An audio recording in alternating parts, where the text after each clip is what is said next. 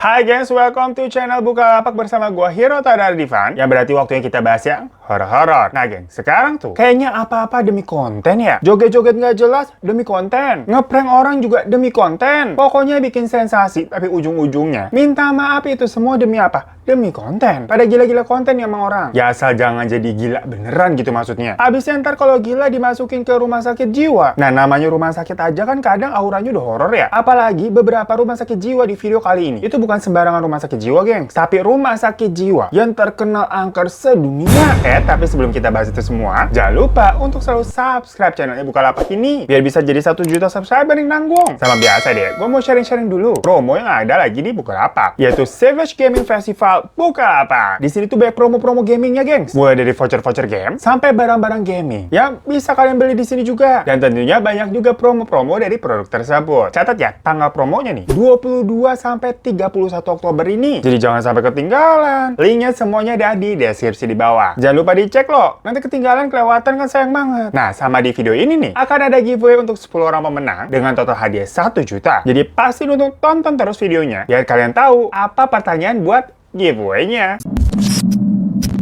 Oke gengs, kita mulai dari rumah sakit jiwa yang paling terkenal pertama dulu nih. Yang saking terkenalnya ini tuh sampai masuk di daftar 10 tempat mengerikan di dunia ini versi CNN geng di tahun 2019 kemarin. Yaitu Rumah Sakit Gonjiam di Korea Selatan. Nah orang-orang menyebut rumah sakit ini dengan nama Rumah Sakit Gonjiam karena memang letaknya ada di Kabupaten Gonjiam, Provinsi Gyeonggi, Korea Selatan. Sebenarnya nama rumah sakit jiwa ini adalah Rumah Sakit Jiwa Namyang Mental Hospital tuh. Dan terletak di perbukitan dan berada di tengah hutan yang dikelilingi oleh rumah-rumah penduduk. Rumah sakit ini berdiri di tahun 1950-an, dimana sebenarnya rumah sakit jiwa ini tuh memiliki reputasi yang baik pada masanya. Tapi setelah 45 tahun berdiri, pada tahun 1996, rumah sakit ini akhirnya berhenti beroperasi karena sang pemilik ini tiba-tiba menghilang. Setelah ada tim penyelidik yang mendengar rumor kalau katanya di rumah sakit itu sering terjadi kematian misterius, seperti orang yang gantung diri dan kematian lain yang tidak wajar yang dialami oleh para pasien dan staf-staf yang ada di sana. Ya karena rumah sakit ini ditinggal sama pemiliknya, akhirnya para dokter, staf dan semuanya juga itu pada pergi dari situ. Ya otomatis bangunan ini jadi tidak terawat, rusak dan kotor. Setelah 15 tahun terbengkalai, pada tahun 2011, bangunan ini akhirnya resmi ditutup. Karena dari keluarga sama milik pun gak ada yang mau mengelolanya. Nah, walaupun udah resmi ditutup, di depannya sebenarnya udah ditulisin tuh, yang tidak berkepentingan dilarang masuk, dan juga di pagar tinggi tuh. Tapi nyatanya, tempat ini malah menjadi tempat wisata horor, karena diperkirakan ada 1000 orang di setiap tahunnya yang nekat ke sana untuk melakukan uji nyali. Menurut mereka yang pernah uji nyali di sana, ketika masuk ke dalam gedung tersebut, mereka ini merasakan ada perubahan udara yang sangat ketara, bahkan beberapa dari mereka pun mencium aroma busuk. Kalau kalian dalamnya itu juga terlihat sangat mengerikan ya. Kayak masih tertinggal tuh kayak kalender dari tahun 1996 coba. Terus kasur-kasur pasien, buku-buku, yang semuanya dengan kondisi yang aduh serem banget. Dan beberapa baju dokter juga masih tergantung di sana, gengs. Beberapa dari mereka yang pernah melakukan uji nyali di sana itu juga mengatakan kalau mereka ini mendengar teriakan kayak suara-suara minta tolong. Terus ada suara orang menangis juga. Dan bahkan pernah melihat penampakan hantu dari pasien dan staf-staf di sudut-sudut bangunan. Tapi yang paling sering terlihat adalah sosok hitam besar dengan mata merah yang menghuni area tersebut. Karena para pengunjung dari dalam Korea ataupun luar negeri ya, jadi pada turis itu terus berdatangan, warga sekitar situ akhirnya juga merasa terganggu lah. Akhirnya pada tanggal 28 Mei 2018, atas permintaan warga sekitar, bangunan itu resmi dirobohkan untuk menghilangkan rumor-rumor yang beredar dan mengembalikan juga kenyamanan dari warga sekitar. Nah guys, rumah sakit Gonjiam tadi itu kan masuknya ke daftar 10 yang terseram. Nah kali ini itu urutan pertama nih yang terseramnya nih, yaitu rumah sakit jiwa Saiyingpun di Hong Kong. Di mana rumah sakit ini tuh didirikan pada tahun 1941.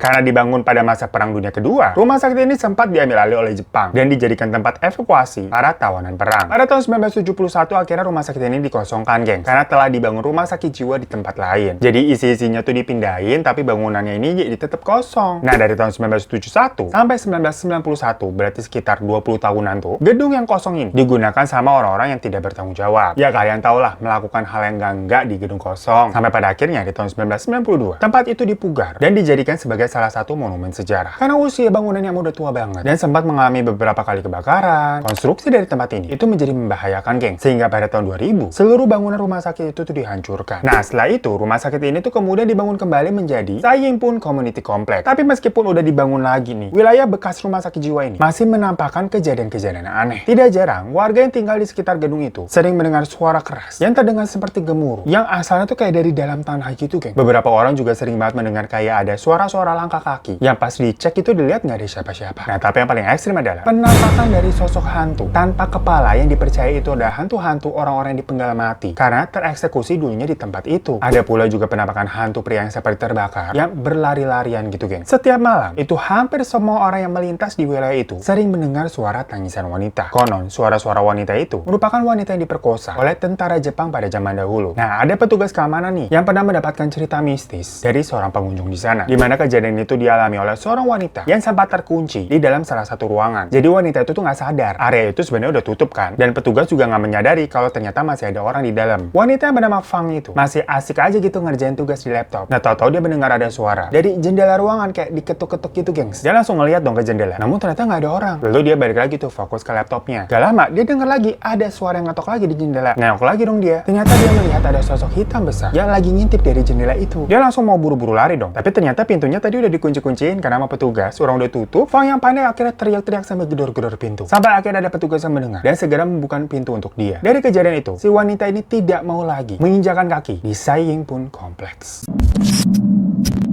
Mirip-mirip nih sama rumah sakit Gonjiam yang pertama. Rumah sakit jiwa Beechworth ini tuh awalnya dikenal sebagai rumah sakit Meadowhall, di mana dibangun pada tahun 1867 di kota Beechworth, negara bagian Victoria, Australia. Jadi nama Gonjiam itu kan memang diambil dari nama daerah di Korea. Sama nih kayak Beechworth. Diambil juga sesuai dengan nama kotanya. Rumah sakit Beechworth sempat menjadi rumah sakit terbesar di Victoria yang awalnya merupakan rumah sakit umum yang mampu menampung lebih dari 1.200 pasien sebelum akhirnya mengkerucut menjadi rumah sakit jiwa. Jadi bukan rumah sakit bebas lagi. Di mana ini tuh beroperasi selama 128 tahun dan ditutup di tahun 1995 karena ditemukan sebuah fakta bahwa terjadi malpraktek dan kejahatan di tempat ini, gengs. Selama kurun waktu 128 tahun tersebut, udah ada 9.000 pasien yang meninggal di rumah sakit jiwa ini. Cerita yang beredar di masyarakat setempat itu mengatakan bahwa dokter di rumah sakit itu menggunakan pasien-pasiennya sebagai bahan eksperimen. Padahal rata-rata pasien-pasien yang datang ke rumah sakit ini tuh tidak mengalami gejala-gejala yang berat ataupun kronis. Nah, di ruang otopsi atau ruang laboratorium rumah sakit ini, itu kayak tersimpan toples-toples berisi potongan-potongan dari anggota tubuh dan organ-organ manusia. Serem banget ya. Setelah ditutup di tahun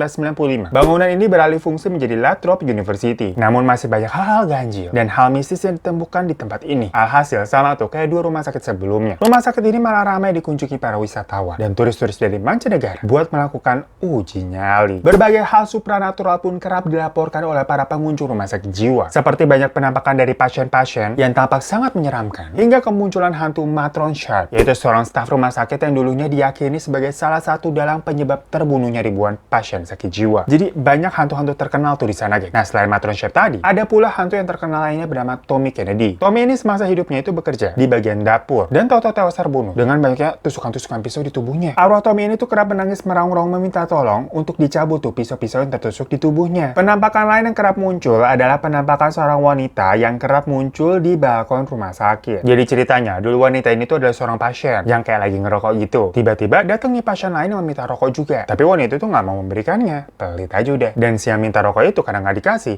dorong wanita itu dari balkon, geng. Dari situ dipercaya roh wanita tersebut tuh bergentayangan. Tapi yang lebih menyeramkannya lagi adalah adanya sosok dokter gila yang katanya suka nenteng-nenteng kepala pasien sambil berjalan di lorong gedung tersebut. Nah, dokter ini adalah si dokter yang melakukan malpraktek. Mulai dari menggunakan dosis yang berlebihan kepada para pasiennya hingga memutilasi pasiennya juga. Sampai kepala ditenteng-tenteng, sampai pada akhirnya dia ini mati tertembak saat mencoba lari dari sergapan polisi karena kejahatannya telah terungkap.